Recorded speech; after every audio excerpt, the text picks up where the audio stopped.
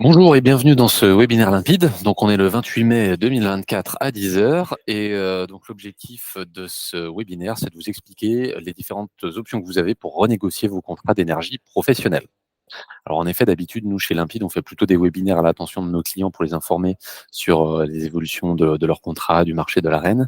Et là, c'est un webinaire qui s'adresse principalement à des gens qui ne nous connaissent pas encore. L'idée, c'est vraiment de vous expliquer quels sont les différents intermédiaires pour vos renégociations, pour que vous puissiez choisir les bons, ce qui vous semble le plus pertinent, le modèle le plus adapté à votre entreprise et à votre cas de figure. Donc au programme, on va voir dans un premier temps pourquoi les offres B2B sont complexes. Alors B2B, business to business, donc on va dire les offres pour les professionnels. On va voir la complexité. Dans un deuxième temps, on va voir pourquoi c'est également complexe d'évaluer les offres B2B quand on doit comparer le fournisseur A et le fournisseur B. Et ensuite, on va vous présenter les différentes options que vous avez pour vos renégociations de contrats d'énergie. Donc, l'option numéro 1 qui se présente, ça va être de renégocier seul face au fournisseur, donc entre guillemets en direct. Vous avez la possibilité également de recourir à des courtiers qui sont dits gratuits, donc rémunérés côté fournisseur. Également, possibilité de passer par une centrale d'achat. Possibilité d'intégrer un groupement d'achat, ce qui est encore autre chose et on va voir pourquoi. Et enfin, la dernière grande option, les cabinets de conseil comme Limpide. Et donc, dans un dernier temps, on vous expliquera un petit peu Limpide, qu'est-ce qu'on propose comme prestation en termes d'accompagnement sur les renégociations de contrats d'énergie des professionnels. Alors donc là, un petit postulat dans le cadre de cette présentation. On va parler de contrats d'énergie au sens large, mais on va surtout focaliser sur les contrats d'électricité, parce qu'effectivement, c'est ce qu'il y a de plus complexe à renégocier. Et puis surtout, chaque entreprise a mécaniquement de l'électricité, là où le gaz est plus optionnel. Donc voilà, on va parler principalement d'électricité, mais tout s'applique aux contrats d'énergie au sens large, gaz et électricité. Et puis donc évidemment, gardez bien en tête ce petit raccourci, donc B2B, c'est les offres professionnelles. Donc là, on va vraiment parler exclusivement des offres pour les professionnels, pour les entreprises, ce qui est beaucoup plus compliqué que les offres pour les particuliers, qu'on va voir quand même très brièvement en introduction pour voir la différence. Alors justement, pour commencer, on va voir la facilité des compteurs et des offres en B2C, donc pour les particuliers. Alors pour les particuliers, c'est extrêmement simple puisque tout le monde a le même compteur à la maison. C'est un compteur basse tension avec moins de 36 kVA, ce qu'on appelle un compteur C5. On appelait dans le jargon d'EDF à l'époque un compteur tarif bleu. Les prix, ils sont standardisés, c'est-à-dire que vous avez des modalités extrêmement simplifiées avec d'une part un abonnement en euros par mois ou en euros par an et d'autre part un prix du mégawattheure donc pour chaque unité consommée. Les grilles des fournisseurs, donc les offres des fournisseurs, c'est des grilles de prix qui présentent à la fois l'abonnement et le prix mégawattheure en fonction de la puissance de votre compteur. Donc voilà, chaque fournisseur va décliner pour le 3 kVA, 6 kVA, 9 kVA, etc. jusqu'à 36, le prix de l'abonnement et le prix du mégawattheure. En termes de prix, c'est extrêmement simple. Quand vous êtes sur un compteur C5 particulier, vous avez soit un tarif base, c'est-à-dire que vous avez le même tarif tout au long de l'année, ou un tarif heure pleine, heure creuse, avec évidemment les heures en plein jour qui sont en heure pleine et la nuit en heure creuse. Donc ça, c'est les deux types de comptage que vous pouvez avoir, soit tarif base, soit heure pleine, heure creuse. Donc dans les deux cas, ça reste du relativement simple. Enfin, ce qu'il faut savoir, c'est que pour les particuliers, les offres sont valides plusieurs mois. C'est-à-dire que votre grille de prix présent sur le site internet de tel ou tel fournisseur, en fait, elle est valide pendant 1 mois, 2 mois, 3 mois, ce qui fait qu'en gros, vous avez le temps de comparer les fournisseurs, de rentrer dans les détails, de faire vos petites simulations, vos petits calculs, et ensuite d'acter un choix. Et dernier point crucial, évidemment, comme je vous le disais, ces offres, elles sont présentes dans le domaine public, c'est-à-dire qu'il suffit d'aller sur le site internet de chaque fournisseur et vous allez pouvoir retrouver les prix de l'abonnement, du mégawattheure, en fonction des puissances, des types de contrats, etc. Et donc ça, c'est quelque chose d'assez simple à trouver sur Internet. Maintenant, on va voir en quelle mesure les offres pour les professionnels sont plus complexes. Un peu tous les posés de ce qu'on vient de voir avec les particuliers. Alors d'abord, pour les compteurs professionnels, on va avoir des compteurs qu'on appelle basse tension, moins de 36 kVA, donc les fameux compteurs C5 qui sont les mêmes que pour les particuliers. Alors ça, c'est plutôt pour les petits professionnels, les artisans, etc. Les tout petits boulangers qui vont être sur des compteurs C5, donc anciennement tarif bleu.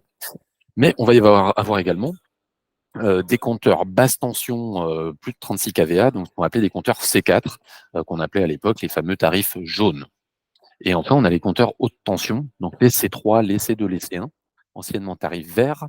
Et bon, là, c'est une petite typologie entre C5, C4, C3, C2, C1, mais ne serait-ce que dans les hautes tensions, entre ces trois types de compteurs mentionnés, bah, c'est déjà le jour et la nuit entre un C3 et un C1.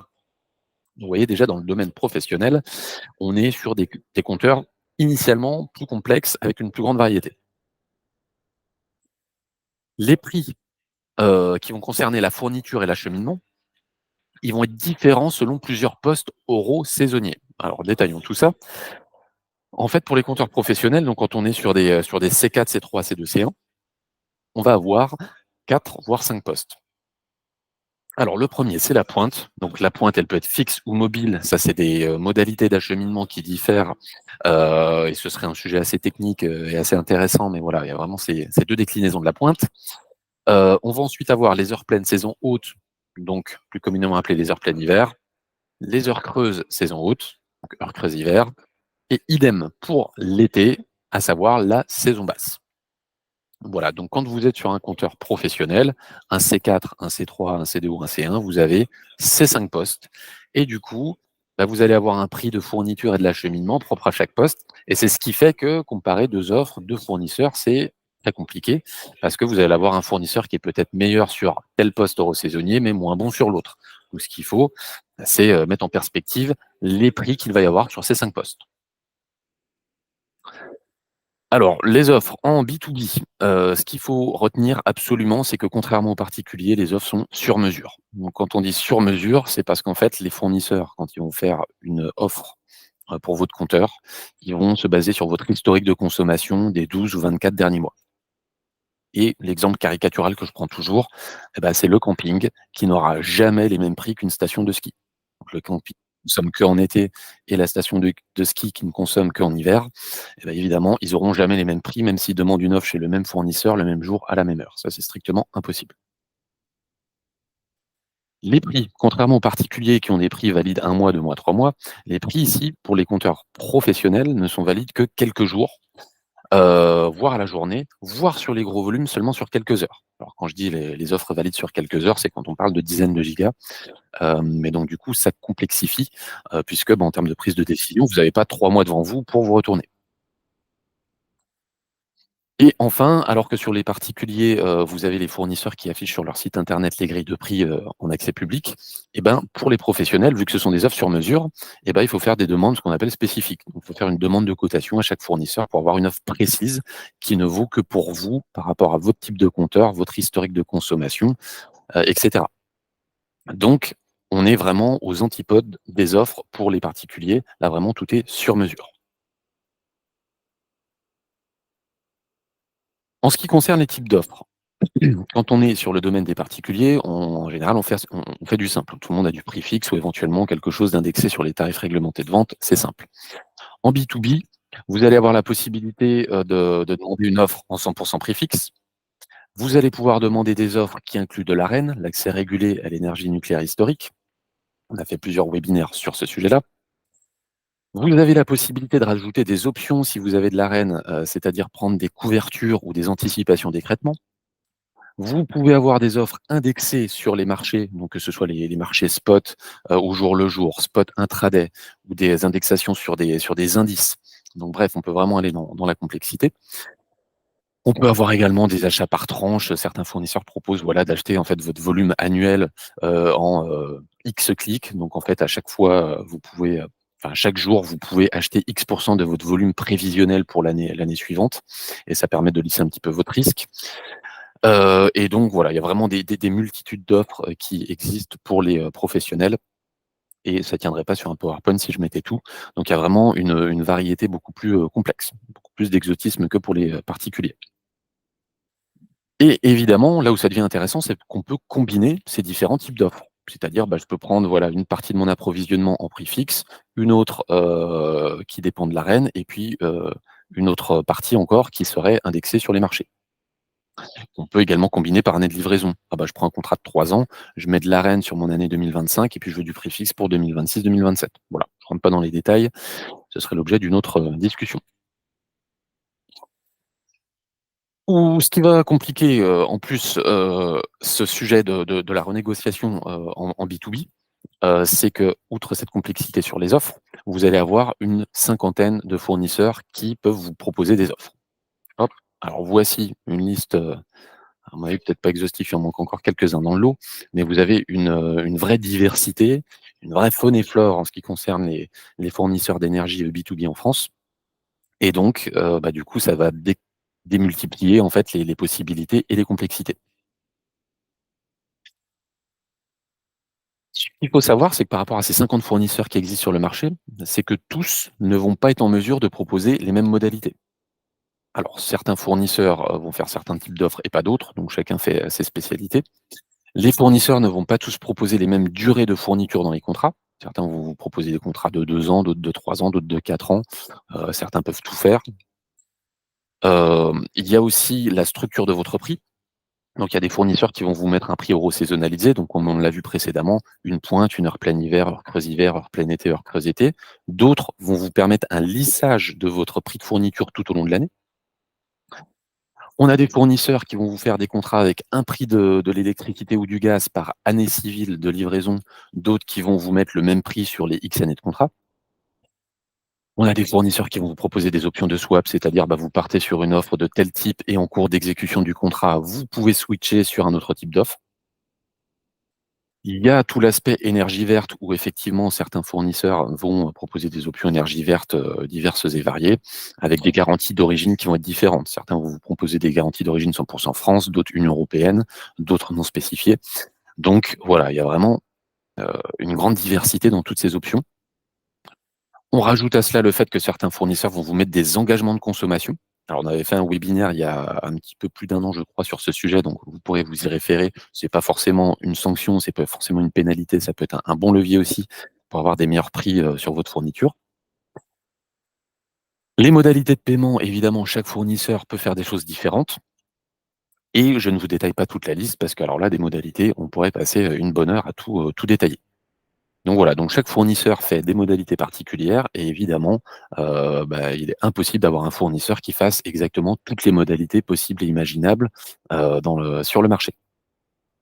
Donc chacun va avoir ses spécificités. Aussi, quand on cherche un fournisseur, on cherche la qualité, mais on cherche surtout, du prix. On va avoir des fournisseurs qui vont être vraiment différents en termes de compétitivité selon les différentes, modalités qu'on a vues précédemment. Les types de compteurs, on a des fournisseurs qui vont, par exemple, être très, très bons sur les compteurs, basse tension, et puis d'autres qui vont être, qui vont être spécialisés sur les hautes tensions. Il y a, la notion de volume qui va rentrer en compte. Il y a des fournisseurs vraiment qui vont être très, très mauvais sur les petits volumes et qui vont exceller sur les gros volumes, donc vraiment chacun a sa spécificité. La répartition des consommations, ça c'est un sujet très, très important parce que nous on le voit au quotidien. Il y a des fournisseurs qui vont être très, très bons sur les heures pleines, d'autres sur les heures creuses, certains qui vont être très agressifs sur les prix en hiver, d'autres sur les prix en été. Donc en fonction, bah, encore une fois, que vous soyez la station de ski ou le camping, et bah, voilà, il y a un fournisseur peut-être qui va être très, très adapté pour le camping et pas du tout pour la station de ski. Également le début et la fin de la fourniture d'énergie proposée, donc en fonction de quand votre contrat commence et quand il se termine et combien de temps il dure, il y a des fournisseurs, voilà, qui vont être plus ou moins compétitifs par rapport à ces données-là. Et enfin, point très important sur la compétitivité, et on reviendra là-dessus plus tard, bah, c'est la marge commerciale qui va être apposé par l'entité qui vend le contrat, que ce soit le fournisseur en direct, le courtier ou la centrale d'achat. De toute façon, l'élément qui commercialise, va toujours rajouter une marge commerciale et donc, bah, c'est ça qui va également impacter la compétitivité de l'offre. Autre complexité qui vient se rajouter quand on renégocie les contrats, pour son entreprise, il va y avoir la volatilité des prix. Alors là, je vous ai fait une petite capture d'écran, des prix que l'on constate sur le marché de gros de l'électricité pour la section, on va dire peak load, donc on va dire plutôt les heures pleines et bah, comme vous le voyez en fait, bah, sur le marché de gros, donc là, c'est les marchés à terme. Vous voyez, pour chaque journée de cotation, on a le prix pour une livraison future. Donc la livraison de l'année 2025, livraison 26, livraison 27 et vous voyez que ça fluctue énormément. Donc en fonction que vous preniez votre décision le 2 janvier, ou le 23 février quand les marchés étaient au plus bas, bah, vous voyez qu'il y a des écarts assez significatifs. Par exemple, si je prends la livraison 2025, les prix au plus haut, on était à 108 € le mégawattheure en janvier et au plus bas, le 23 février, on était à 79 €. Donc si je compte bien et bah, ça fait 30 € du mégawattheure d'écart. Donc si vous signez le 2 janvier ou le 23 février et bah, vous allez avoir potentiellement 30 € du mégawattheure d'écart sur votre prix de fourniture. Et aujourd'hui, ben, on est revenu à un espèce d'entre-deux et là où vous voyez toute la complexité, du sujet pour le domaine professionnel, c'est que, bah, récemment, vous voyez que, au cours des 2-3 dernières semaines, le prix de la livraison 2025 est en train de flamber, alors que dans l'autre sens, la livraison 2026 et la livraison 2027 baissent. Donc qu'est-ce que ça veut dire? Ça veut dire que si quelqu'un a demandé un contrat sur la seule année 2025 il y a 2 semaines et qui demandait une réactualisation aujourd'hui, bah, le prix va être plus élevé. Si quelqu'un a demandé un contrat pour 2026-2027 il y a 2 semaines et qu'il réactualise aujourd'hui, bah, on va être au même prix, voire un petit peu moins cher. Donc c'est en ça que la gestion, enfin l'impact du marché sur votre prix de vente, elle est vraiment très, très complexe sur le domaine, professionnel. Voilà, donc ça, c'était pour vous expliquer la complexité, des offres, pour les professionnels. Et désormais, bah, on va vous expliquer comment est-ce qu'on peut mesurer la compétitivité des offres, quand vous les recevez. Encore une fois, les offres B2B, donc pour les professionnels. Alors d'abord, il y a la partie fourniture qui va être important, d'évaluer au niveau des offres. Donc pour savoir quel est le fournisseur le mieux disant, il faut impérativement simuler un budget annuel. Pourquoi? Bah, parce qu'on l'a vu, hein, sur l'électricité notamment, bah, vous avez les heures pleines, les heures creuses, l'été, l'hiver, la pointe. Donc effectivement, vu que chaque fournisseur a des prix différents sur chacun de ces 5 postes, il faut repasser par la lecture annuelle pour comprendre, bah, quel fournisseur est le mieux positionné. Sachant que, bah, si vous en avez un qui est, mieux positionné sur l'heure plein été, mais moins sur l'heure creuse hiver, bon, voilà, c'est indispensable de refaire un budget en annuel. Et par rapport à ça, vous avez plusieurs possibilités. La première, c'est de prendre la consommation de vos 12 derniers mois, par rapport à la date d'aujourd'hui. Vous pouvez également prendre les consommations de la dernière année civile, donc l'année civile, par exemple 2023, du 1er janvier au 31 décembre, ou éventuellement raisonner en année fiscale, selon votre date de clôture. Et également, si vous avez, des perspectives de croissance ou de diminution d'activité dans les années qui viennent, pendant l'exécution du contrat, eh ben, faut essayer de faire des projections, bah, pour voir tout simplement quelles seront vos consommations à l'avenir, pendant l'exécution du contrat que vous allez signer et ça vous permet de bien évaluer quel fournisseur est le mieux placé. Et donc, évidemment, en fonction des consommations de référence que vous prenez, tout peut basculer. Là, on va vous prendre un petit exemple très, très simple et très, très factuel. Donc là, je vous présente, donc le budget de fourniture de 2 offres qu'on avait reçues le même jour sur les mêmes modalités. Donc on a à gauche l'offre d'Eni, qui pondérée par les consommations, de l'entreprise fait un budget de 79 163 € et à droite l'offre de GEG qui est à peu près 1 400 € plus cher, 80 552 €. Donc là, vous voyez, on a fait tout simplement, hein, pour calculer le budget de fourniture, bah, la consommation de pointe fois le prix de la pointe, la consommation de leur plein hiver fois le prix de leur plein hiver et cetera et cetera. Donc là, vous voyez, dans ce cas de figure, on a Eni qui est 1 400 € moins cher par an que GEG. Si on traficote un tout petit peu les consommations, juste pour l'exemple, hein, pour la théorie, donc là, en fait, on va rester sur le même volume de consommation, mais en fait, on va, faire baisser les heures pleines et réaugmenter le volume d'heures creuses, que ce soit en hiver ou en été. Donc là, vous voyez, je vous fais le détail de la petite popote. Et ben, en utilisant ces nouvelles consommations, patatrac, le classement change et on a GEG qui repasse devant et qui va finir, bah, moins cher que Eni.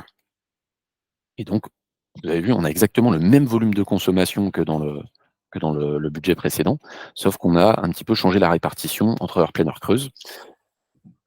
Donc voilà, Eni était à 1 389 € moins cher et maintenant avec ce petit, Cette petite évolution des consommations, bah, on a Eni qui se retrouve 253 € par an plus cher que GEG. Donc vous voyez, les consommations de référence qu'on va prendre, c'est un sujet fondamental, bah, pour évaluer qui est le plus compétitif.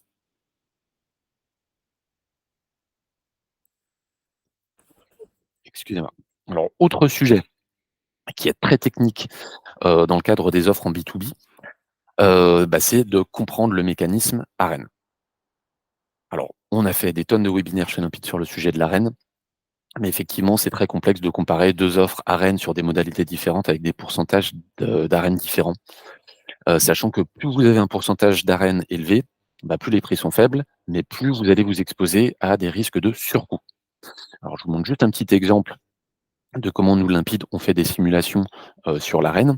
Donc là, on a pris une offre 1 à 100 € le mégawattheure en prix contractuel et l'offre 2 moins chère à 90 € et on part du principe que l'offre 1, il y a beaucoup moins d'ARENH que l'offre 2. Si on fait des donc à l'instant T, on aurait tendance à dire: «Ah bah, partons sur l'offre 2, 90 € le mégawattheure, c'est moins cher que 100 €». Oui, mais avec l'ARENH, si on fait des simulations concernant les éventuels surcoûts, vous voyez à droite, j'ai mes 3 hypothèses. Partons du principe, hypothèse 1, que le nouveau prix de l'ARENH est 50 € par mégawattheure au lieu de 42 €, comme c'est le cas actuellement, qu'on a 25 d'écrêtement et que les volumes écrêtés seront rachetés à 200 € le mégawattheure. Et bah, vous voyez, à la fin des fins, l'offre 2, qui a un plus gros pourcentage d'ARENH, va subir un surcoût beaucoup plus important que l'offre 1. Et à la fin des fins, après ce scénario, et bah, paradoxalement, c'est l'offre 1 qui se retrouve la moins chère, alors que sur le papier, c'était celle qui avait l'air d'être la plus chère. Donc dès qu'on manipule de l'arène, il faut faire très attention aux comparaisons parce que, ça n'a de sens que si on fait des scénarios par rapport au risque de surcoût. Ça, c'est vraiment un sujet très, très important. Sur les offres B2B, outre la fourniture, on a également le mécanisme de capacité, qui est quelque chose d'assez complexe à comprendre pour les consommateurs. Alors le coût de la capacité, pour vous faire une brève explication, alors, si on avait 2 heures, je vous ferai la version longue, là je vais vous faire la version très, très courte. En fait, c'est un mécanisme qui, impose aux fournisseurs et donc à chaque consommateur d'énergie de s'acquitter d'une espèce de surtaxe pour financer, bah, en fait la production d'électricité pendant les heures de pointe quand le réseau est un petit peu en difficulté. Bon là, je vulgarise à mort parce que sinon on en a pour au moins un quart d'heure et ce coût de la capacité, il va être exprimé sur chaque offre de fourniture d'énergie professionnelle via une formule mathématique. Parce qu'en fait, les prix de la capacité vont évoluer tous les ans. Donc le fournisseur ne peut pas vous dire c'est X euros par mégawattheure, ou il peut le donner ce prix en euros par mégawattheure à titre indicatif, mais tous les ans, ce prix va évoluer. Donc on part sur une formule mathématique. Il y a plusieurs unités qui vont être possibles, et là, chaque fournisseur fait un petit peu à sa sauce. On a des fournisseurs qui vont présenter la capacité en kilowatts par mégawattheure consommé, en mégawatts par mégawattheure. Bon là, c'est un petit peu déstabilisant parce qu'on parle de kilowatts ou mégawatts qui sont des puissances de capacité par rapport à des consommations en mégawattheure. Encore une fois, ça mériterait un webinaire à part entière. D'autres fournisseurs vont présenter, la capacité en garantie de capacité par an. On a également la possibilité d'avoir des kilowatts ou des mégawatts par an. Certains vont afficher des euros par mégawattheure, mais ça va ne concerner que l'année en cours ou l'année qui vient, mais on ne peut pas savoir en euros par mégawattheure, bah, ce qui va se passer, à année plus 3. Et certains fournisseurs vont, facturer la capacité au réal. Donc là, vous voyez, entre toutes ces unités, et vous comparez une offre, avec, un type d'unité avec une deuxième offre qui a un autre type d'unité, et ben alors là, il faut s'accrocher parce que c'est pas évident. Quelques exemples de contrats. Donc là, vous voyez, on a un fournisseur, là en l'occurrence, ça m'a tout l'air d'être du EDF, avec des coefficients en kilowatts par mégawattheure. Et donc vous voyez qu'on a des coefficients même négatifs sur la partie été. Donc là, c'est parce qu'on est dans le cadre d'une offre ARENH et je rentre pas dans les détails. Et pour ce même consommateur, j'avais pris, cette même grille de Engie, en offre 100 marché, bah, vous voyez, on a un coefficient seulement sur la pointe et sur leur plein hiver. Donc là, vous, en tant que consommateur, si vous n'y connaissez rien et que je vous demande lequel est le plus cher, lequel est le moins cher, bah, honnêtement, si là, en un quart d'heure, vous me dites, la bonne réponse, bah, il y a quand même une chance sur 2, donc je vais quand même pas trop prendre de gros paris. Mais c'est très compliqué d'y voir clair. Et enfin, je vous présente une autre petite capture d'écran d'un fournisseur, je crois qu'en l'occurrence c'est Lucia, qui présente l'obligation de capacité, en GC, donc garantie de capacité. Sachant qu'une garantie de capacité, c'est égal à 0,1 mégawatt de capacité. Donc là, vous voyez, en termes d'unité, déjà, c'est un petit peu, déstabilisant. Autre, sujet qui va impacter votre, offre de fourniture d'énergie, professionnelle, que ce soit en électricité ou en gaz, il y a ce qu'on appelle les certificats d'économie d'énergie, les C2E. Alors ce coût, il va varier d'un fournisseur à l'autre et en plus de ça, il va être réévalué plusieurs fois pendant l'exécution de votre contrat. Et summum de la complexité, certaines activités sont assujetties au C2E et d'autres ne le sont pas. Et alors là, si vous avez plusieurs sites et que vous avez plusieurs sirènes qui portent des contrats différents, bah, alors là, vous allez avoir certains sirènes qui sont assujettis au C2E et puis d'autres qui ne le sont pas. Donc ça, c'est également une complexité supplémentaire. Quelques exemples, bon alors là, c'est pas très intéressant, puis même nous, Limpide, on est plutôt spécialisés dans la partie industrielle, donc non assujettis au C2E. Mais voilà à quoi ça peut ressembler, ce qui est présenté sur les contrats. Donc à gauche, je crois que c'est un contrat, Synelva, si je ne m'abuse, avec, bah, les CE décomposés en 2, les CE classiques et les CE précarité. Là, je crois que c'était sur du gaz naturel. Et puis à droite, certificat d'économie d'énergie chez GEG sur la partie électricité, donc 7,30 € par mégawattheure. Bon ça, en général, sur les contrats, c'est assez explicite. Donc le montant, en euros par mégawattheure à l'instant T, en général, c'est relativement clair. Une fois qu'on a vu toutes ces composantes d'une offre, B2B, donc fourniture, capacité, C2E, va se poser la question, bah, qu'est-ce qu'incluent les prix qui sont présentés par le fournisseur? Alors là, encore une fois, il y a toutes les possibilités. Il y a des fournisseurs qui vont présenter seulement le prix de fourniture, pardon, d'autres qui vont présenter un prix qui intègre la fourniture et les C2E. Il est possible d'avoir un fournisseur qui présente un prix qui intègre la fourniture et la capacité, la fourniture et les coûts d'acheminement. Et on peut, entre guillemets, potentiellement tout combiner, il y a tout dans la nature. Donc là, je vais vous montrer quelques exemples. Donc là, on va par exemple, voir, chez, le fournisseur GEG Gaz et Électricité de Grenoble, donc le prix qui est présenté, vous voyez, prix de fourniture. Bon, bah, là, c'est écrit noir sur blanc. Il est hors toute taxe, hors C2E, hors, option énergie verte, hors capacité. Donc là, on a vraiment bien compris qu'on ne parle que, de la fourniture. Là, je vous présente, une capture d'écran d'un contrat Équateur où là, les termes sont différents.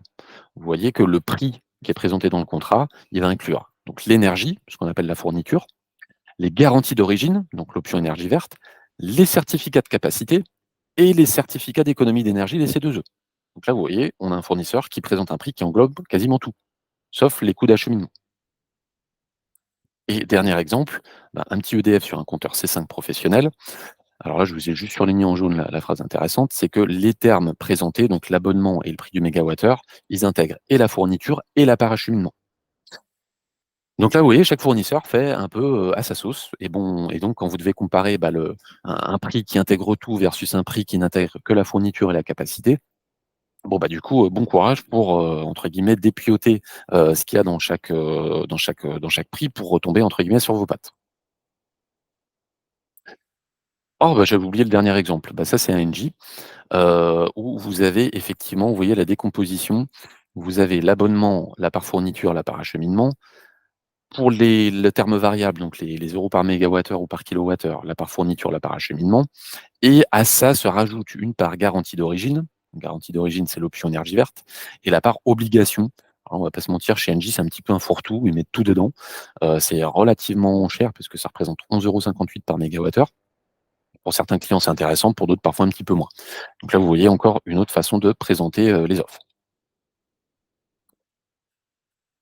Donc comme on l'a vu, bah, évaluer les offres B2B, c'est assez complexe. Et donc là, dans ce chapitre 3, on va, vous présenter l'option numéro 1 qui vient en tête, à tout le monde, c'est de se dire: «Bah, voilà, j'ai un contrat d'électricité et ou de gaz et bah, je vais aller renégocier seul face au fournisseur, je vais aller demander des offres à tout le monde et pour essayer d'avoir la meilleure offre». Et ben, on va vous expliquer un petit peu comment ça se passe dans ce cas-là et quels sont les enjeux.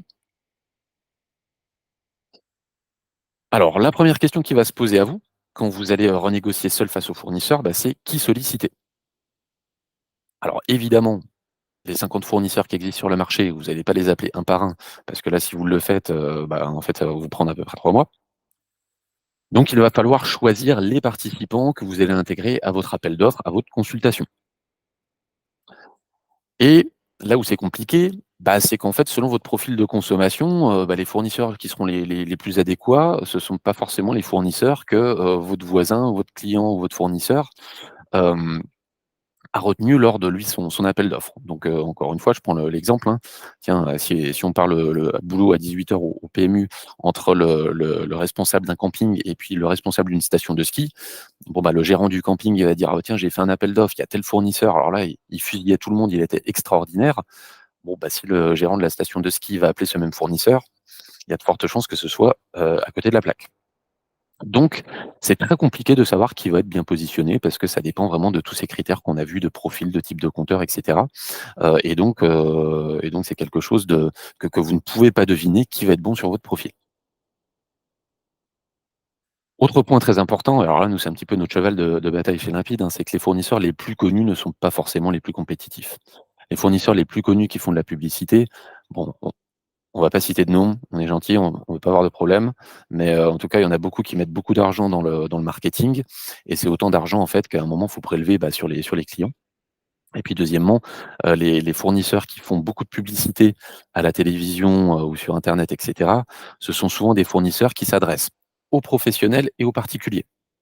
Et bah, quand on est un petit peu partout, en général, c'est qu'on est un petit peu nulle part. Donc les fournisseurs spécialisés qui ne font que le B2B ont plus de chances d'être compétitifs sur votre négociation que les fournisseurs qui font à la fois les particuliers et les professionnels. Encore que, pas de vérité absolue en la matière. Le gros, pain point, comme on va le dire en anglais, la très grosse difficulté que vous allez rencontrer quand vous allez négocier seul face aux fournisseurs, bah, c'est votre expertise en la matière. Alors, même si vous renégociez tous les ans, tous les 2 ans, tous les 3 ans, tous les 4 ans, vous n'êtes pas équipé, vous n'avez pas entre guillemets «la culture et la technique», sauf erreur de ma part, hein, sinon vous présenterez à moi et puis, on pourrait échanger sur le sujet. Mais il y a très peu d'entreprises qui, comprennent ce qui se passe en la matière. Pourquoi? Les types d'offres, que vous pouvez avoir, ça évolue très rapidement. Ne serait-ce que quand on parle d'arène en électricité, bon, bah, si votre dernière renégociation, c'était en 2020, pendant le Covid, bon, bah, entre ce qui se passait en 2020 et ce qu'on peut avoir aujourd'hui et ce qui se passait en 2022 au pic de la crise, ça n'a rien à voir. Ce sont, 3 mondes différents avec 3 façons de penser différentes et 3 approches différentes. Les réglementations, effectivement, évoluent très rapidement, que ce soit l'Arenh, la capacité, les C2E. Donc encore une fois, ce que vous avez fait il y a 4 ans pour votre dernière renégociation, bah, aujourd'hui, il y a de fortes chances que ce soit un petit peu périmé. Et le point le plus important, bah, c'est que les fournisseurs qui étaient les plus compétitifs lors de votre dernière renégociation, bah, c'est pas forcément ceux qui vont être les plus compétitifs aujourd'hui. Nous, on le voit dans notre métier. Alors déjà, les fournisseurs sont, plus ou moins compétitifs selon les profils, les types d'offres, le jour de la remise et cetera. Mais, bah, en fait, c'est un petit peu comme le tiercé, c'est comme les courses hippiques. Le podium, il change tout le temps, tout le temps, tout le temps. Moi, je n'ai depuis des années que je travaille dans l'énergie, je ne pourrais pas vous dire: «Ah bah, voilà, il y a ce fournisseur qui arrive tout le temps premier des consultations». Bah, ça n'arrive pas. Parce qu'en fait, sur un tel profil, il va être, effectivement bon à un instant T. Bah, déjà, peut-être qu'un mois plus tard, il va être beaucoup moins bon que ses concurrents et puis, bah, surtout, selon les profils, tout change en permanence. Donc vous ne pouvez pas savoir, là, on est le 28 mai 2024, qui est le meilleur fournisseur pour votre type de compteur aujourd'hui.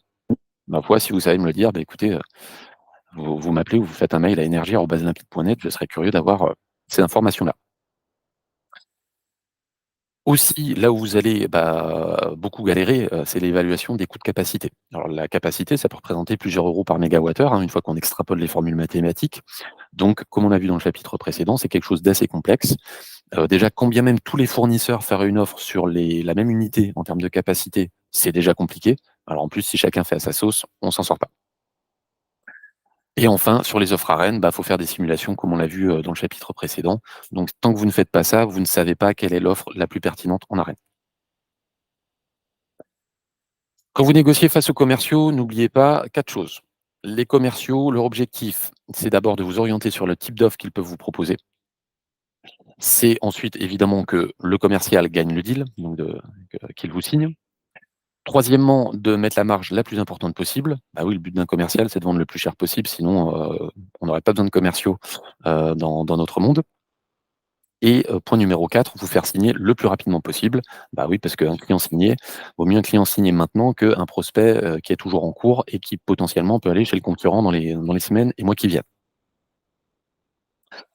Donc dans ce petit jeu-là, chaque commercial, en fait, va vous trouver les arguments, pour que ça aille dans son sens. Donc exemple 1, le type d'offre. Bah, je vous prends juste un petit exemple. Aujourd'hui, il y a des fournisseurs qui ne font que des offres en prix fixe, qui ne font pas d'offres arène. Alors, bah, qu'est-ce qu'il va faire le commercial? Il va vous trouver tous les arguments du monde pour vous dire que l'arène, c'est pas bien et que dans le contexte d'aujourd'hui, il faut prendre du prix fixe. Est-ce que c'est vrai? Est-ce que c'est faux? Je ne sais pas, mais en tout cas, lui, il va toujours vous vendre entre guillemets «sa came» puisqu'il n'a que ça à vendre, des offres à prix fixe. Donc il va pas vous dire: «Partez sur de l'arène et partez chez le concurrent». Exemple 2, les durées. Ah bah, alors là, on a des exemples en ce moment, assez sympathiques. Il y a encore quelques semaines, il y a un fournisseur, pour pas le citer, EDF, qui était limité, en termes de durée de contrat, qui ne pouvait pas aller au-delà du 31 décembre 2025. Et donc là, évidemment, tous les commerciaux disaient: «Oh là, faut sûrement pas s'engager au-delà du 31 décembre 2025, on a très peu de visibilité, le marché pourrait baisser, donc non, non, vraiment prenez pas de contrat au-delà du 31/12/2025». Quelques semaines plus tard, EDF débloque l'horizon de cotation jusqu'à 2029. Et alors là, tout d'un coup, les commerciaux arrivent. Ah bah oui, c'est bon, là, le marché, tout va mieux. Là, faut s'engager, faut prendre des durées longues, faut aller jusqu'à 2029. Donc vous voyez, le son de cloche, il est radicalement différent. Et entre-temps, sur le marché, entre EDF qui était limité au 31/12/2025 et EDF qui peut aller jusqu'à 2029, pendant ces quelques jours, en fait, le marché n'a pas changé. Donc vous voyez, c'est vraiment de l'argument, on va dire, plutôt commercial. Troisième exemple, le moment pour signer. Et ben alors si vous avez, une mise en concurrence de fournisseurs et qu'il y a un fournisseur qui est mal en point, qui est mal positionné niveau prix parce qu'il y a un concurrent qui lui passe devant, et ben il va vous trouver tous les arguments pour vous dire que c'est pas le moment de signer et pour que vous demandiez une réactualisation quelques semaines plus tard, où là, peut-être qu'à un moment, le fournisseur qui est mal positionné va revenir en force. Et dans l'autre sens, bah, le fournisseur qui est le mieux placé sur l'appel d'offres, s'il sait qu'il est le mieux placé, il va vous dire: «Faut signer tout de suite maintenant», quand bien même on saurait que ça va baisser dans les semaines qui viennent. Lui, il préfère, bah, assurer la victoire sur le deal. Voilà, donc les commerciaux, n'oubliez pas que vous avez face à vous des commerciaux quand vous négociez en direct. Alors après là, c'est un peu caricatural, il y a des commerciaux des fois qui sont, heu, beaucoup plus, qui vont beaucoup plus dans le sens du client, mais ils ont leur objectif à eux, qui ne sont pas forcément les vôtres.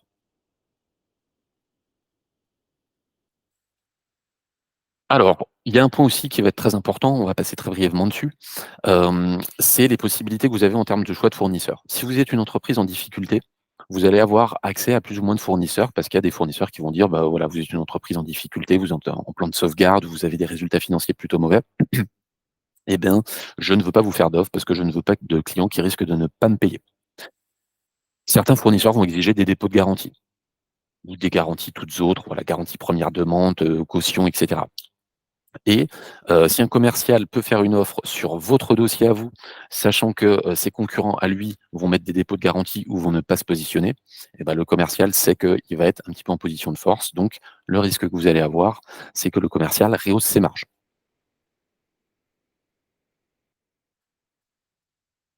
Ensuite, il y a, on en parlait, l'évaluation des budgets en annuel, hein, c'est vraiment un des gros sujets. Il faut faire attention aux budgets présentés sur les contrats.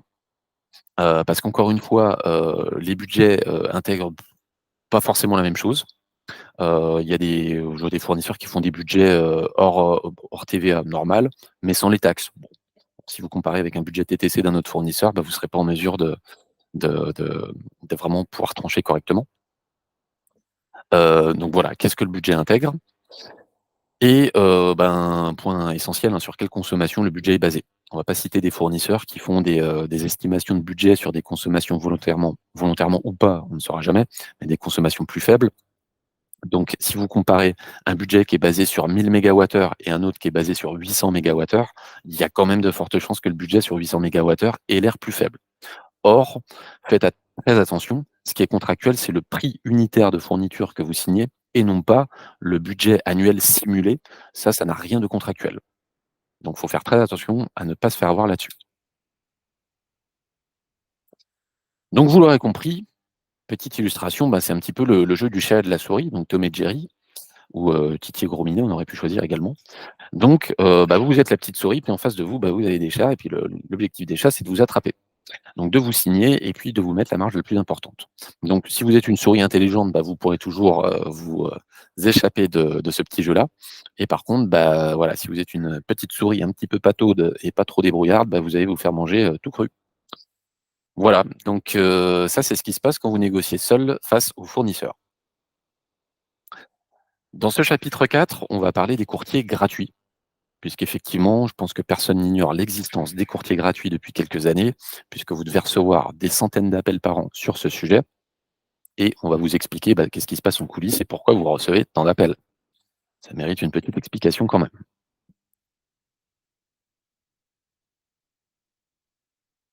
Alors, les courtiers dits gratuits, comment est-ce qu'ils se rémunèrent? Le courtier gratuit ne facture pas le client pour la prestation. Donc c'est en ça qu'il se présente comme gratuit, parce qu'ils ne vont pas facturer le client. En revanche, il va être rémunéré par ses fournisseurs partenaires, donc les fournisseurs d'énergie, que ce soit les fournisseurs d'électricité ou de gaz. Sa rémunération, elle va être très simple. C'est une rémunération en euros par mégawattheure, et cette rémunération va être fondue, intégrée dans le prix du fournisseur. C'est le courtier qui décide de sa marge, puisque c'est lui qui gère la commercialisation des offres. Et bah, cette marge, comme un fournisseur en direct, elle est à la tête du client. En fonction de la situation, comment le commercial juge la situation, l'interlocuteur, etc. Et bah voilà, vous avez peut-être un client qui va se prendre 5 euros de marge et l'autre qui va s'en prendre 25. C'est comme ça.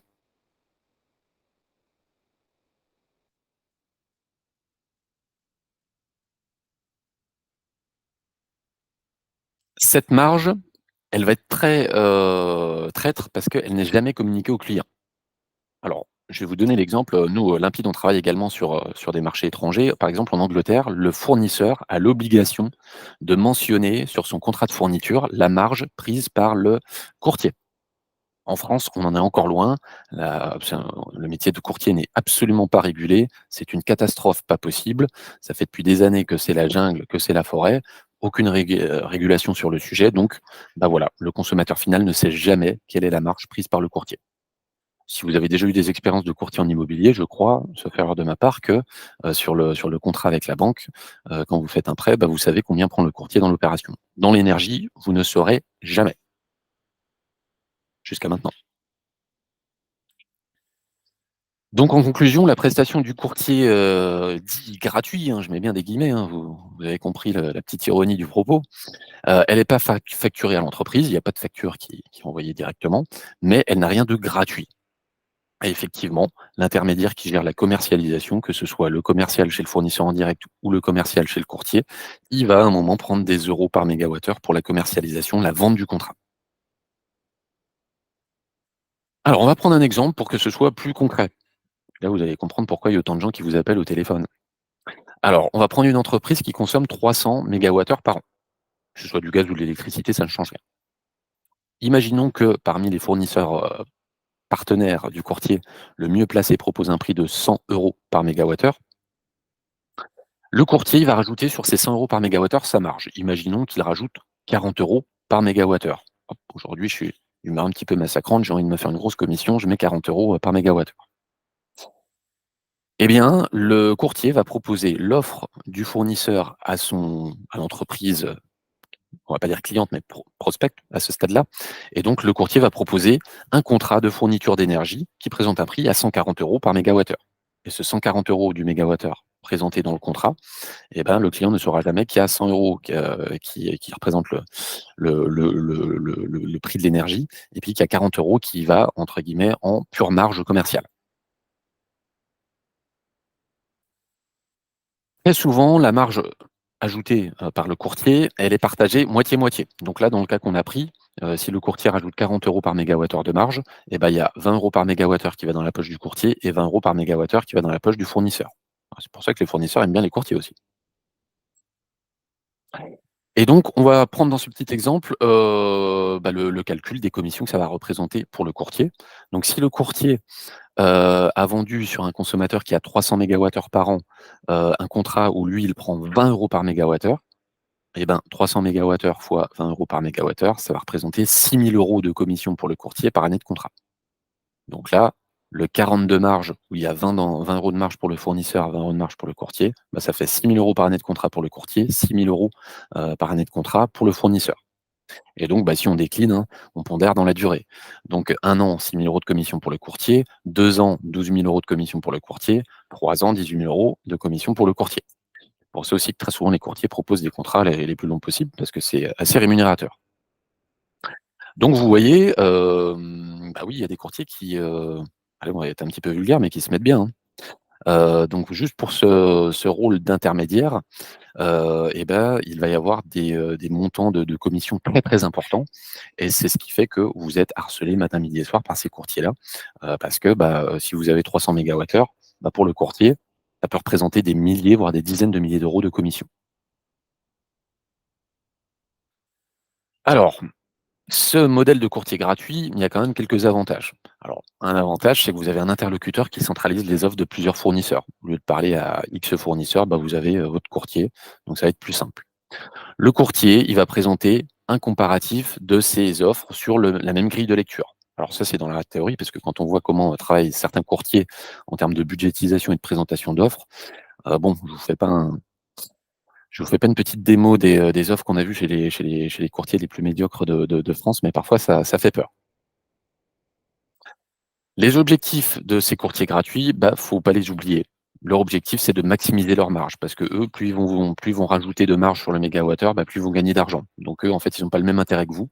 Ils ont pas forcément intérêt à vous vendre le mégawattheure le moins cher possible. Le courtier, bah, il va également mettre en avant ses fournisseurs partenaires parce qu'il y a que ces fournisseurs partenaires qui vont le commissionner. Donc si vous mettez en concurrence votre courtier avec un fournisseur que vous avez en direct, heu, allez, le fournisseur X, Y ou Z, et bah, lui, de toute façon, il va faire tout ce qu'il peut pour, bah, positionner ses fournisseurs à lui. Quand bien même ils ne seraient pas forcément les plus adaptés à votre profil. Le courtier, il faut qu'il vende les offres de ses partenaires pour gagner de l'argent. Un gros problème également, bah, le fait que le courtier, il veuille vous faire signer le plus vite possible. Quand bien même votre contrat de fourniture d'électricité commence dans 1 an, dans 2 ans, lui, le courtier, en général, il touche sa commission à la signature. Donc, bah, hein, pour avoir sa commission sur son bulletin de paye, le mois suivant, il faut qu'il vous fasse signer tout de suite. Si on sait que les prix vont être meilleurs peut-être dans 6 mois, bah, lui, le courtier, il s'en fiche complètement. Ce qu'il veut, c'est que vous signiez vite pour déjà verrouiller sa vente, que vous n'alliez pas voir ailleurs et puis surtout qu'il, touche, bah, sa petite commission, pour, bah, voilà, chacun ses «impératifs» entre guillemets, pour payer le loyer et les plaisirs, divers et variés. Évidemment, comme vous l'avez compris dans le slide précédent, le courtier, plus il vous vend un contrat long, bah, plus il va toucher de commission. Donc, si vous faites un contrat d'1 an, il va gagner 4 fois moins que si vous faites un contrat de 4 ans. Donc évidemment, là il y a pas de conseil objectif, hein. Le courtier va toujours vous mettre la durée la plus longue possible. Comme ça évite de refaire une renégociation dans 1 an. Ça évite que vous alliez voir la concurrence et pendant ce temps-là et bah, voilà, il a touché, une commission à la signature très, très importante. Donc si un courtier peut vous caser, 6, 7, 8 ans de fourniture, il le ferait avec grand plaisir. Ce qui va parfois dans votre sens et parfois ça ne va pas dans votre sens. Donc ça dépend aussi de ce qui se passe sur le marché. Les limites du courtier gratuit. Alors déjà, il va y avoir les premières limites concernant les fournisseurs avec lesquels le courtier travaille. C'est limité à un petit nombre par rapport au nombre total de fournisseurs. Il y en a 50 en France, un courtier. Alors les plus petits, des fois, il y a des courtiers monofournisseurs qui vendent un ou 2 fournisseurs. Il y a des courtiers qui vendent 5, 6, 7 fournisseurs, d'autres qui en ont une dizaine. Donc voilà en quoi ça ressemble, mais vu qu'en général vous avez moins d'une dizaine de fournisseurs par rapport aux 50 qui existent sur le marché, bah, c'est toujours un peu marginal. Les meilleurs fournisseurs, il y en a des très, très bons qu'on ne va pas citer, qui refusent de travailler avec des courtiers. Pourquoi? Bah, parce que les courtiers sont juste attirés par l'argent, ont un niveau, en général relativement médiocre en termes de technicité. Donc quand il y a des offres un petit peu complexes chez des bons fournisseurs, bah, ils n'ont pas du tout envie que ce soit relayé par, par des gens de faible niveau. Et puis c'est vraiment ce qu'on constate depuis des années, hein. C'est que les fournisseurs très qualitatifs des fois, enfin des fois, très souvent ne travaillent avec aucun courtier gratuit. Point très important, EDF, le fournisseur historique, ne travaille avec aucun courtier. Il y a aucun courtier qui n'est commissionné par EDF si c'est EDF qui est signé dans le cadre d'un appel d'offres. Ça, c'est très important parce que, comme on le disait précédemment, le but du courtier, c'est de vendre ses fournisseurs partenaires. EDF n'est pas un partenaire, donc un courtier fera tout pour que vous ne signiez pas chez EDF. C'est dommage quand même. C'est le fournisseur historique. EDF, sur certains profils, c'est à côté de la plaque. Sur d'autres, c'est absolument incontournable. Bon, bah voilà, votre courtier ne vous présentera jamais une offre EDF sur laquelle lui, il est commissionné. La rémunération du courtier gratuit, ça aussi, c'est une limite parce que, comme vous l'avez compris, pour que le courtier gagne 5 € par mégawattheure, bah, faut qu'il mette 10 de marge. C'est multiplié fois 2 vu que c'est partagé à 50-50 entre le fournisseur et le courtier. Donc ça joue pas dans votre sens. Point fondamental, c'est vraiment l'absence de transparence. Vous ne savez pas combien coûte cet intermédiaire qui se présente comme gratuit. Alors évidemment, si vous pensez vraiment qu'il est gratuit, bon, c'est que les contes de fées, les bisounours et compagnie, faut arrêter. Tout le monde sait qu'un un courtier ne travaille pas gratuitement. Mais la question, c'est de savoir combien il prend dans la transaction et ça, vous ne le saurez jamais. C'est quand même assez embêtant, surtout quand on parle de budget à des dizaines ou des centaines de milliers d'euros. Comme on l'a expliqué dans le modèle aussi, le courtier ne négocie pas vraiment les prix des fournisseurs. En fait, il prend les prix que donnent ses partenaires, puis de toute façon, à partir du moment où c'est des partenaires, il ne va pas leur taper dessus pour faire baisser les prix. Et en fait, lui, le courtier ne peut qu'ajuster sa marge commerciale à lui, donc la fameuse marge qui est partagée 50-50 avec le fournisseur. Donc vous voyez, un courtier, il n'a pas de force de frappe pour taper sur le fournisseur et faire baisser les prix. La seule chose qui peut faire baisser, c'est sa marge.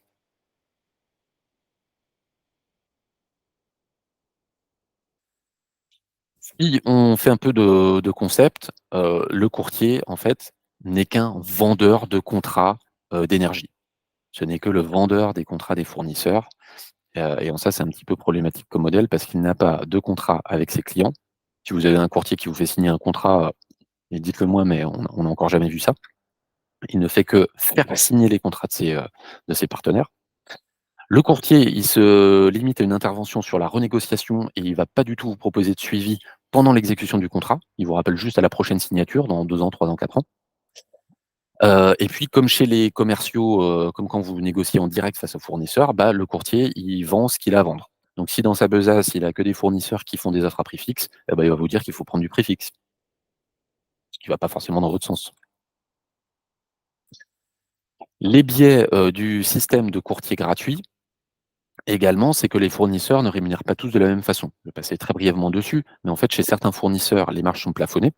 Donc en fait, le courtier qui a envie de prendre des grosses commissions, qui a envie vraiment de mettre des énormes marges, sur les euros par mégawattheure du contrat de fourniture, il sait que certains fournisseurs vont être, vraiment sans limite.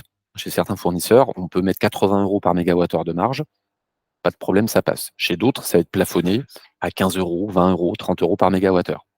Donc, bah, le courtier qui avait vraiment envie de gagner beaucoup d'argent, il il ne vous proposera des offres que des fournisseurs qui sont nos limites concernant la marge. Encore une fois, on ne va pas citer de nom, on n'a pas envie de recevoir de menaces de mort, tout de même. Le partage de la marge peut également varier. Très souvent, c'est un classique 50-50, mais il y a des fournisseurs qui vont faire des deals, du type, bah, le courtier prend 60 et le fournisseur 40. Donc effectivement, quand le courtier présente 2 offres de 2 fournisseurs différents, où il a autant de «marge» entre guillemets pour sa commercialisation, bah, s'il y a un fournisseur qui, lui propose 50 de marge et l'autre qui lui propose 60 de marge, et bah, évidemment le courtier va pousser côté client le fournisseur qui va lui rapporter le plus, évidemment. Ah, très important aussi la temporalité sur le paiement des commissions. Il y a des fournisseurs qui payent à la signature du contrat, d'autres qui payent par année d'exécution de contrat. Et puis d'autres qui payent une fois que le contrat est une partie, une fois que le contrat est terminé. Donc bah, moi, si je suis un courtier et que je veux gagner, beaucoup d'argent tout de suite et maintenant, si j'ai un fournisseur qui me permet de mettre X € de marge et que j'encaisse toute ma commission à la signature, c'est-à-dire aujourd'hui, versus un autre fournisseur qui me propose autant de commissions, mais avec un saucissonnement de ma commission pendant les 4 prochaines années, bah, évidemment, je préfère, avoir, tout l'argent maintenant. Donc qu'est-ce que je vais faire? Bah, je vais pousser le fournisseur qui va me rémunérer le plus vite possible et puis, bah, mon client, je vais essayer de lui retourner la tête pour qu'il choisisse ce fournisseur-là. Donc vous voyez, tous ces biais-là font que le courtier gratuit a ses propres intérêts et ça ne jouera jamais en votre faveur. Enfin, il y a les fameuses ce qu'on appelle les pratiques douteuses, on en fera un petit chapitre plus tard. Il y a des courtiers qui remettent des fausses offres pour pousser leurs fournisseurs à eux. Il y a les comparatifs, ce qu'on appelle vulgairement bidonnés, donc Trafic, sur les consommations, trafic sur les formules. Moi personnellement, je suis bon en énergie et je suis bon en Excel, donc même une offre mauvaise, si j'étais mal intentionné, je peux la bidouiller pour en fait qu'elle ait l'air plus intéressante.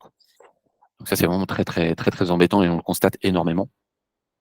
Troisième point, les marges exorbitantes. Bah, quand vous avez des courtiers qui mettent des 80 € par mégawattheure de marge, pour moi, je pense qu'il y a quand même à un moment, heu, des limites.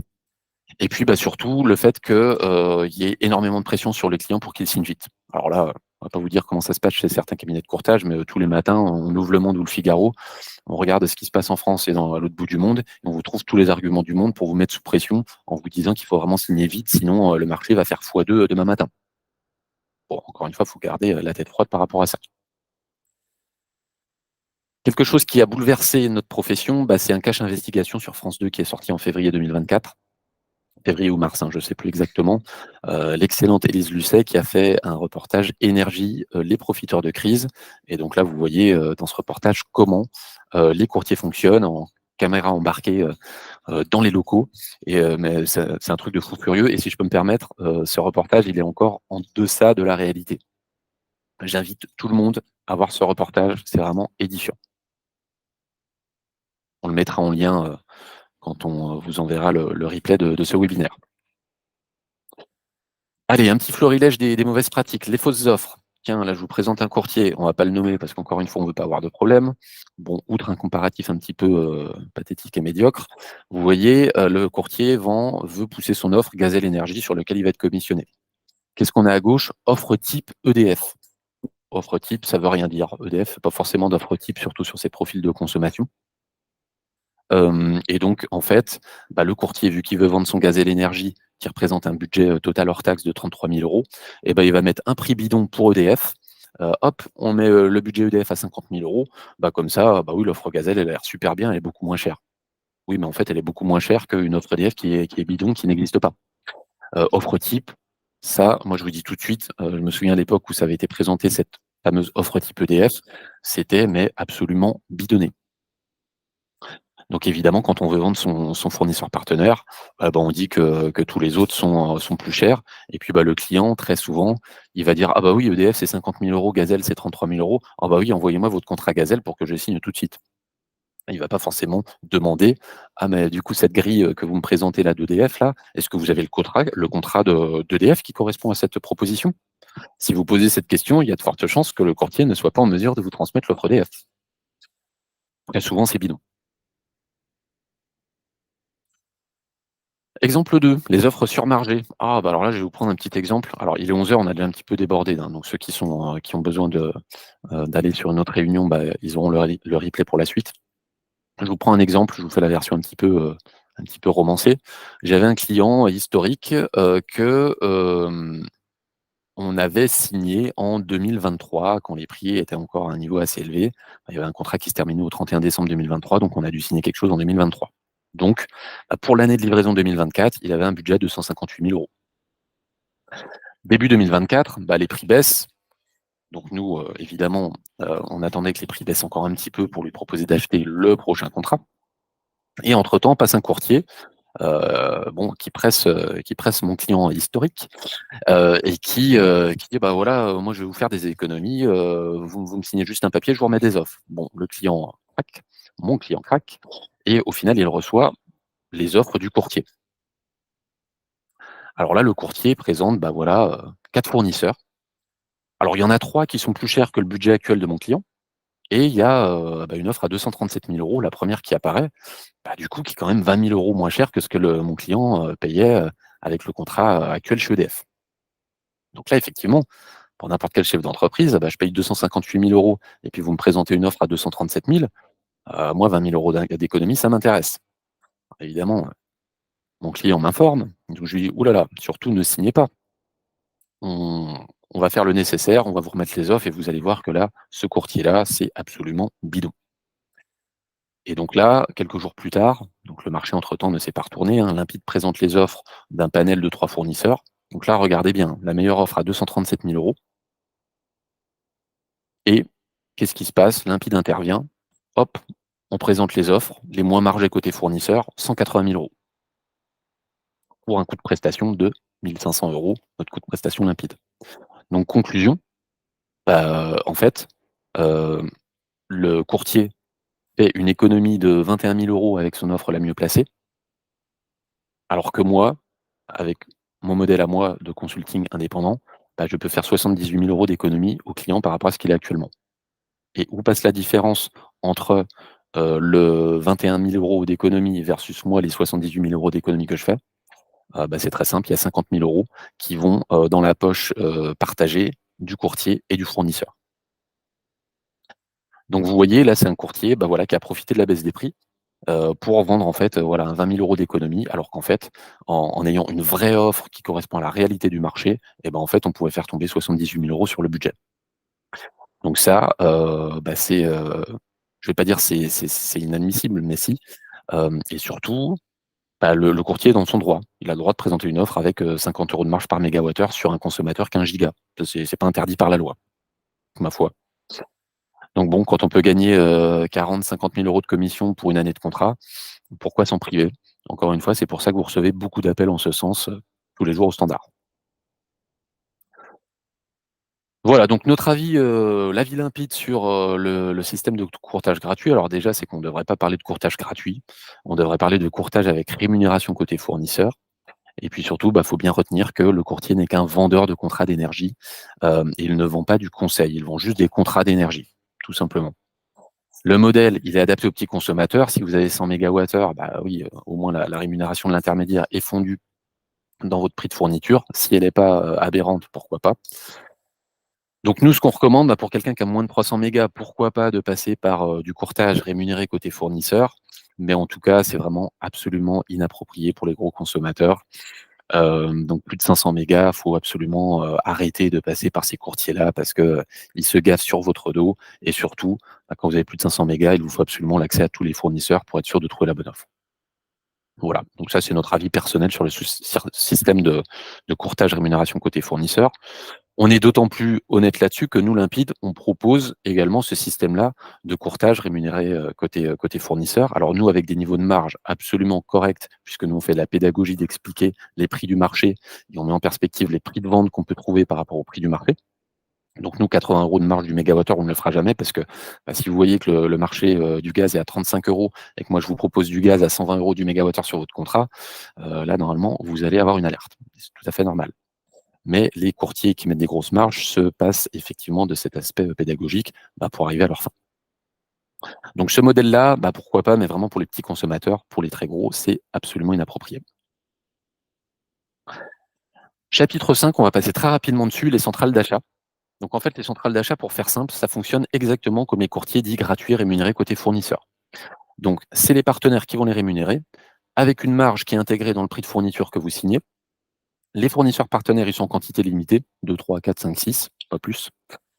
Et la prestation, ce n'est que de la vente de contrats d'énergie sans suivi, sans accompagnement, sans rien du tout. Les centrales sont rarement spécialisées dans l'énergie, autant s'il s'agit d'acheter, je sais pas, une trentaine d'imprimantes à 2 000 €, peut-être que c'est intéressant, mais en tout cas pour acheter de l'énergie, c'est un métier quand même un petit peu plus complexe. Donc je passe très rapidement sur les centrales d'achat, même fonctionnement que les courtiers gratuits. Encore une fois, à mon sens, très peu approprié si vous avez des gros volumes. Chapitre 6, les groupements d'achat. Alors, on va faire, un petit point assez important là-dessus. Un vrai groupement d'achat, je dis un vrai parce qu'après on va voir les faux. Le vrai groupement d'achat, en fait, c'est que vous faites partie d'un groupe et vous avez obligation de contractualiser en même temps que tous les autres membres.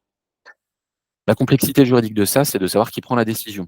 Vu que c'est un collectif, vous n'avez pas effectivement votre décision, vous la déléguez, à l'entité qui gère le groupement. Donc là, la balle n'est plus entre vos mains pour savoir quelle offre signer, sur quelle durée et à quel moment, c'est entre les mains de quelqu'un d'autre.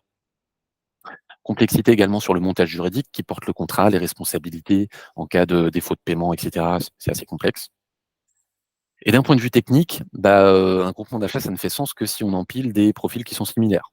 Bon, je prends l'exemple un peu cliché, hein, mais si vous empilez 50 campings et 50 stations de ski, il y a quand même fort à parier que, dans le cadre de ce groupement, les stations de ski, vont avoir un prix tiré vers le bas grâce aux campings qui consomment en été et les campings qui consomment qu'en été, eux, ils vont se faire plomber par le fait qu'on empile les consommations des stations de ski qui ne fonctionnent qu'en hiver et en heure pleine.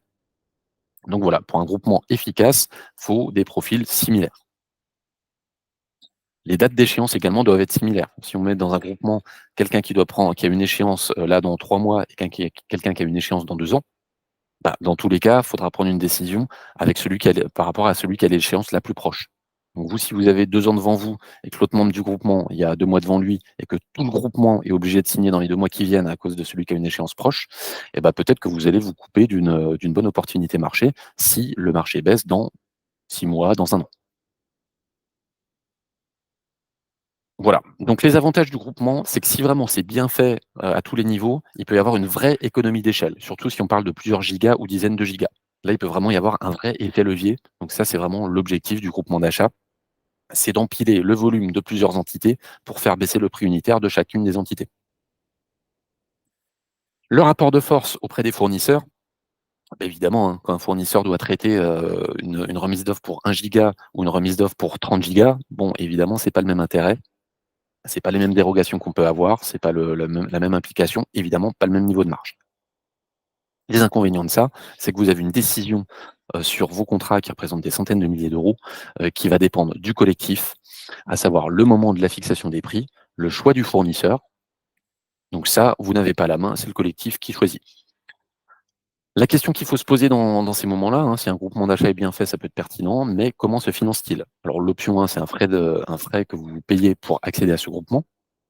Il y a des groupements qui vont prendre, également une marge côté fournisseur et puis, bah, parfois ça peut être les 2, fromage et dessert, tant qu'à faire. Donc c'est important de savoir qui gagne sa vie comment quand vous passez par un intermédiaire. Là, maintenant, je vais vous parler des faux groupements d'achat. Alors les faux groupements d'achat, on en entend beaucoup parler. Il y a beaucoup de courtiers parfois gratuits ou même des voilà, tout un tas d'intermédiaires qui proposent des groupements d'achat, mais qui en fait sont bidons. Qui sont qu'un argument entre guillemets de prospection pour que le client se dise: «Ah bah oui, avec cet individu-là, je vais avoir un bon prix». Alors qu'en fait, il n'en est rien. Pourquoi? Bah, si c'est un faux groupement et qu'en fait on n'empile pas à des profils similaires et qu'on fait signer un contrat, qui encadre le groupement et que tout le monde se décide en même temps pour le même fournisseur, pour les mêmes modalités et cetera, bah, c'est pas un groupement, donc en fait vous aurez jamais les avantages. Donc voilà, c'est qu'un argument bidon pour de la prospection, pour qu'un courtier gratuit puisse, bah, vous vendre ses offres à lui. Donc très attention, si vous n'avez pas de documents contractuels qui encadrent juridiquement, le fonctionnement du groupement d'achat, bah, c'est que c'est pas un groupement d'achat, tout simplement. Chapitre 6, les cabinets de conseil. Donc là, on va vous présenter, bah, comment fonctionnent les cabinets de conseil. Alors effectivement, très souvent, on m'a fait la remarque récemment que les cabinets de conseil, ça fait un peu cabinet McKinsey, donc on va essayer de se démarquer de ça en étant plus qualitatif et puis surtout plus intègre. Donc les cabinets de conseil, bien, il y en a de plus en plus, mais très souvent, ils s'adressent aux très, très grands consommateurs, mais on va quand même vous présenter les avantages. Alors le fonctionnement des cabinets, c'est qu'en fait, il y a un contrat entre le cabinet et le consommateur, contrairement au courtier gratuit. La rémunération est financée par le client, donc cette rémunération, elle est transparente, elle est inscrite dans le contrat entre le cabinet et le consommateur. Donc déjà, on sait qui fait quoi, qui gagne sa vie comment, à quel niveau, et ça déjà, c'est un niveau de transparence qui est beaucoup plus intéressant. Normalement, le cabinet de conseil ne va prendre aucune rémunération côté fournisseur. Alors je dis normalement, mais il faut faire très attention parce qu'il y a beaucoup de cabinets qui prennent une toute petite rémunération côté client en disant: «Ah bah, vous voyez, je suis pas cher, prenez mes prestations» et qui vont reprendre une marge du côté fournisseur et donc ça, c'est, bah, limite, c'est le pire des 2 mondes, hein. Là, il faut vraiment faire très attention à ça. Aussi, dans le cadre d'une prestation de conseil, vous avez un accompagnement plus qualitatif, des gens mieux formés, qui n'ont pas découvert l'énergie il y a 2 semaines et puis surtout qui vous proposent un accompagnement dans la durée et c'est autre chose que les one shot pour, signer des contrats, très margés. Les avantages du cabinet de conseil, c'est que du coup, vous avez une vraie relation contractuelle entre vous, l'entreprise et le cabinet de conseil. Donc il y a un contrat de prestation qui est très cadré. L'entreprise n'est plus le produit, comme c'est le cas pour un courtier gratuit, mais c'est réellement le client. Le cabinet va donc, par définition, défendre les intérêts du client et non pas celui des fournisseurs. Vous voyez, vous avez le courtier rémunéré côté fournisseur qui mange dans la main des fournisseurs et qui fait son argent sur le dos de l'entreprise. Et ben avec le cabinet de conseil, c'est différent. Le cabinet de conseil est votre cabinet, vous êtes son client, donc en fait, il va défendre vos intérêts et non plus ceux des fournisseurs. Et en étant heu, entre guillemets, dans cette relation contractuelle, et ben vous allez avoir des conseils objectifs et le cabinet de conseil va pas vous vendre, entre guillemets, «la came» des fournisseurs, partenaires, comme le ferait un courtier gratuit. Aussi, le point très important quand vous avez des gros volumes, c'est d'être accompagné pendant la durée de votre contrat de fourniture. C'est pas de se contenter de juste de faire la renégociation, mais c'est voilà, de vérifier les factures s'il y a des problèmes, de calculer les surcoûts à et cetera, et cetera. La présentation des meilleures offres, ça, c'est vraiment le plus important pour les cabinets de conseil. C'est que déjà le cabinet, vu qu'il est payé par le client, aura accès à tous les fournisseurs. Il n'est pas tributaire de partenariat comme un courtier gratuit. Il peut donc présenter tous les petits types d'offres possibles et imaginables. Et donc, à partir du moment où le cabinet de conseil est payé par le client, eh ben, il va taper sur les fournisseurs pour, entre guillemets, «avoir les niveaux de marge les plus faibles» sur les offres de fourniture, d'électricité et de gaz. Également, un cabinet spécialisé dans l'énergie, bah, il a accès à des interlocuteurs beaucoup plus qualitatifs chez tous les fournisseurs, des responsables grands comptes, des gens de qualité qui vont faire des offres parfois plus exotiques, plus acrobatiques, et puis surtout qui vont être plus responsables en termes de marge. Et puis de toute façon, un fournisseur qui mettrait des grosses marges pour un appel d'offres géré par un cabinet de conseil, premièrement, il n'a aucune chance de gagner à l'instant T, et puis deuxièmement, ça met en danger sa future collaboration avec ce cabinet. Donc voilà, les fournisseurs marchent très très peu dans le cadre d'appels d'offres et de consultations menés par des cabinets de conseil. Brièvement, pour conclure, on va vous parler de la prestation limpide, avec les avantages qu'elle comporte. Donc, nous, Limpide, on propose des prestations de conseil, donc de conseil indépendant. On est rémunéré côté client de façon extrêmement raisonnable pour défendre les intérêts, puis donner des vrais conseils objectifs, et puis mener à bien les renégociations pour les contrats d'électricité et de gaz. Alors, en résumé, si on devait faire un constat aujourd'hui, il n'y a que les très très grandes entreprises qui peuvent se payer un cabinet de conseil, parce que ça coûte très très cher. On ne va pas citer les grands noms, mais il y en a qui sont vraiment très qualitatifs, mais exorbitants en termes de prix. Nous, notre objectif chez Limpide, c'est de démocratiser ces prestations de conseil, pour que même les PME industrielles ou même parfois des PME du tertiaire puissent y accéder, que ce soit abordable en termes de prix. Donc c'est vraiment de donner cette qualité des grands cabinets de conseil aux plus petites entreprises à un budget, absolument, honorable. Nous, chez Limpide, notre spécificité, c'est qu'il est écrit noir sur blanc dans tous nos contrats, la chose suivante: Limpide s'engage à ne percevoir aucune rémunération que ce soit de façon directe ou indirecte de la part des fournisseurs engagés dans la consultation. Donc nous, c'est clair et net, on ne prendra jamais un euro du côté fournisseur si on est payé par le client. Ça, je pense qu'aujourd'hui, il y a très peu d'interlocuteurs qui peuvent, se targuer d'avoir cette philosophie de façon aussi transparente sur les contrats. Voilà, donc chez nous, chez Limpide, c'est vraiment la qualité, d'un grand cabinet de conseil. Comme notre nom l'indique, nous, c'est la transparence. Donc à partir du moment où on est rémunéré côté client, on ne prendra jamais un euro côté fournisseur, et c'est ce qui garantit notre objectivité et le fait qu'on va travailler pour le client, pour vous, et que, les choix qu'on va conseiller, c'est pour aller dans votre sens et non pas dans le sens des fournisseurs ou dans le sens de Limpide. Nous, de toute façon, que vous preniez le fournisseur A, B, C, tel type d'offre, telle durée, nous, on sera toujours rémunéré de la même façon, puisqu'on vous vend une prestation de conseil, et que cette prestation, bah, voilà, elle fait l'objet d'un contrat, d'une rémunération, et peu importe vos choix, nous, on sera toujours rémunérés de la même façon. Ça, c'est un gage très important pour, bah, avoir quelqu'un vraiment de votre côté. Le coût de la prestation limpide, il va dépendre de votre volume de consommation annuel, et on va l'étaler dans le temps pendant l'exécution de votre contrat de fourniture, d'électricité ou de gaz qu'on a négocié pour vous. Alors dans tous les cas, même sur les on va être à moins de 4 € par mégawattheure. Je vous envoie pas le pricing parce que si vous avez 1 giga, évidemment, on ne sera pas à 4 € par mégawattheure. Donc on a une grille vraiment dégressive, et donc ce coût de prestation, moi je le remets toujours en perspective de la façon suivante.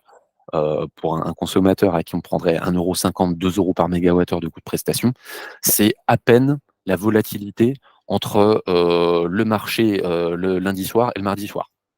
Vous voyez, c'est l'équivalent de on se décide le lundi ou le mardi, bon, bah, en fait, ce qui évolue sur votre budget, bah, c'est l'équivalent d'un coût de prestation limpide, voire parfois 2 ou 3. Deuxièmement, pour relativiser, ce coût de prestation, normalement, selon les budgets et puis les types d'offres que vous allez prendre, mais va représenter moins de 1 de votre budget TTC. Donc c'est un petit peu ce que je dis souvent, c'est, l'assurance, quand vous prenez un billet d'avion pour aller à l'autre bout du monde, en Australie et que ça vous coûte 1 000 €, bah, pourquoi pas payer les 10 € d'assurance, perte de bagages, vol annulé et cetera. C'est tellement marginal dans l'opération que c'est vraiment, c'est assez indolore et si c'est ce qui permet d'être tranquille et puis d'avoir un vrai professionnel qui fait faire les bons choix, honnêtement, c'est très bête de s'en priver. Voilà et puis si on remet en perspective ce coût de prestation, bah, des fois chez des gros industriels, ça va représenter, à peine une journée de consommation. Donc vous voyez, c'est, c'est ça qu'il faut vraiment bien prendre en considération, c'est tous les avantages que vous allez pouvoir, avoir avec ce cabinet de conseil par rapport au coût que ça représente. Moi, pour moi, le gain, il est absolument évident et puis surtout, heu, côté fournisseur, le fait qu'on vous propose des offres peu margées côté fournisseur par rapport à ce que le fournisseur margerait en direct avec vous, mais alors là, pareil, hein, c'est 2, 3, 4, 5, 6 fois le coût de prestation limpide qui passe. Donc voilà, c'est vraiment, important de mettre en perspective la faiblesse de ce coût par rapport à tous les avantages que ça propose. Voilà, donc ça, c'était dans les grandes lignes, hein. Évidemment, on pourrait vous parler de Limpide pendant des heures et là, je vais vous faire juste une petite démo pour vous montrer les outils qu'on vous propose, nous, dans le cadre de nos prestations de conseil.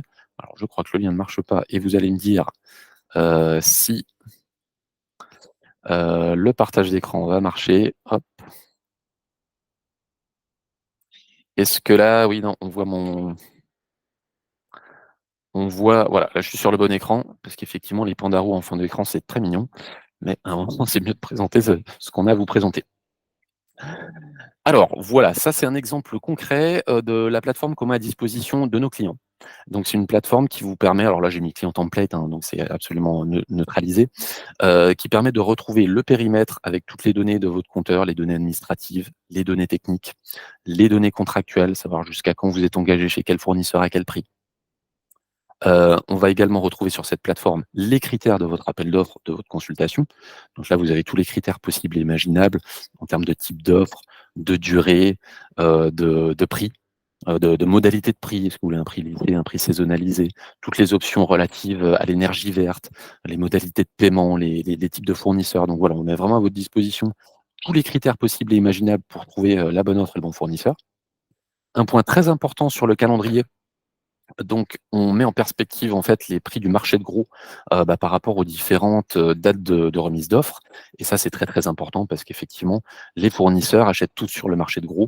Donc effectivement, quand le marché de gros augmente, bah, le prix de vente, de tous les fournisseurs va augmenter et vice versa quand ça baisse.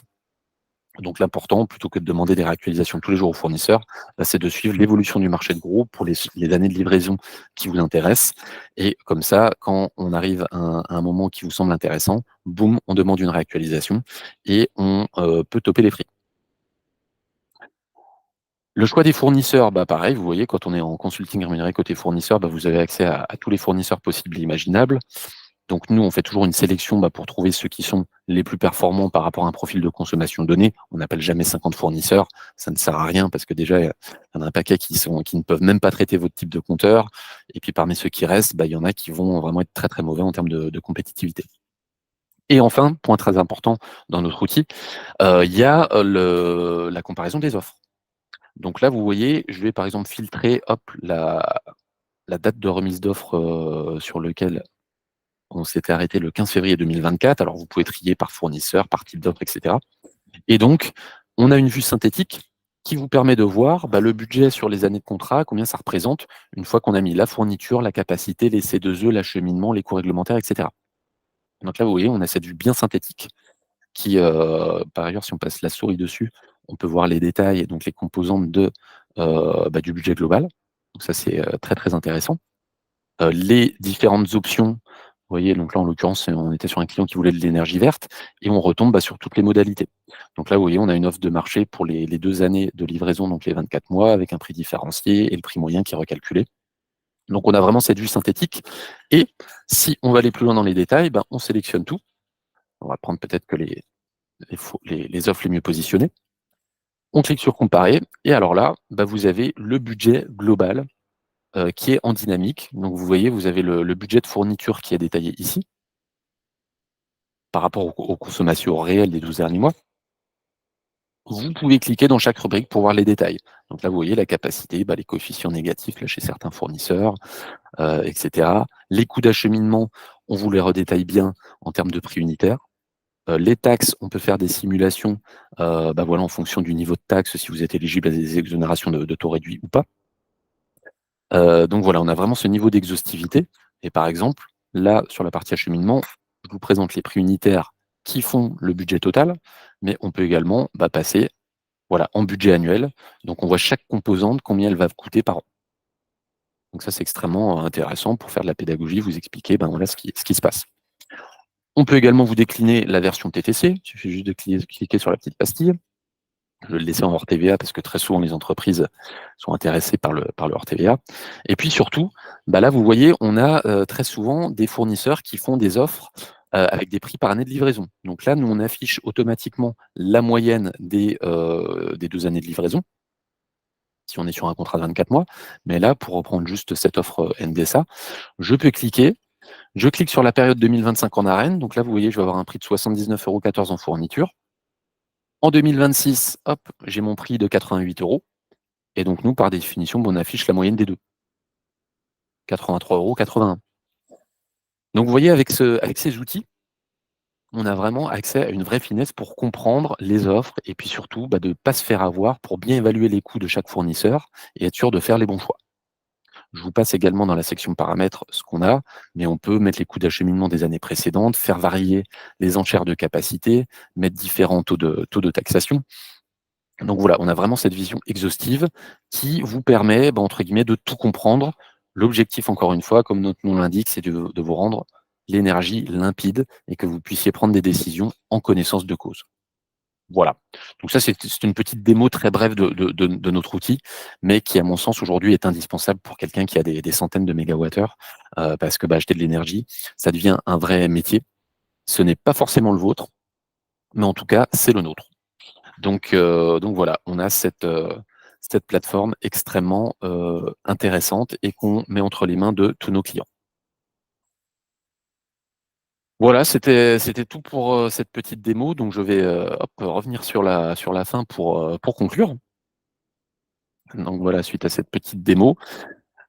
Écoutez, déjà, merci pour votre attention. Et puis si vous regardez ce webinaire en replay, j'espère que vous avez appris beaucoup de choses. N'hésitez surtout pas à nous contacter pour demander une présentation plus concrète et plus sur mesure de nos outils, de nos services avec nos consultants qui se font un plaisir de vous montrer ça en visio. Et puis surtout, de vous faire des propositions par rapport à vous, votre profil, votre entreprise, évaluer combien ça coûterait une prestation limpide. Voilà, n'hésitez surtout pas à nous contacter. On a vraiment débordé, j'en étais sûr, on a débordé de combien de temps? Ou de 26 minutes. Bon, finalement, ça va, ça aurait pu être pire. Mais en tout cas, voilà, nous, l'objectif, c'était de vous donner un maximum d'informations pour que vous compreniez bien comment fonctionne chaque intermédiaire de renégociation et éviter de vous faire avoir. Parce que l'énergie, pourquoi vous avez autant de gens qui vous prospectent sur le sujet? C'est parce que c'est quelque chose qui peut rapporter beaucoup d'argent pour les intermédiaires. Et donc, l'important, c'est de comprendre qui fonctionne comment et puis surtout de quoi est-ce que vous avez besoin. Nous, on recommandera toujours, à partir du moment où vous avez plus de 200, 300, 400 mégas, des prestations de conseil pour avoir accès à l'objectivité, à l'indépendance d'un cabinet comme Limpide. Et ça, si ça vous coûte 1,50 €, 2 €, 2,50 € par mégawattheure, écoutez, c'est un coût qui peut être très, très rapidement rentabilisé. Et c'est tout ce que on pourra vous prouver si vous nous conviez en visio pour qu'on vous explique tout ça. Voilà, donc je vous remercie en tout cas pour votre attention. Et puis je vous dis à bientôt pour un prochain webinaire et on vous mettra à disposition le replay de ce webinaire. On vous l'enverra par mail, je pense, dans les jours qui viennent. Donc merci pour votre écoute et en vous souhaitant un bon mardi 28 mai et au prochain webinaire. Merci à vous.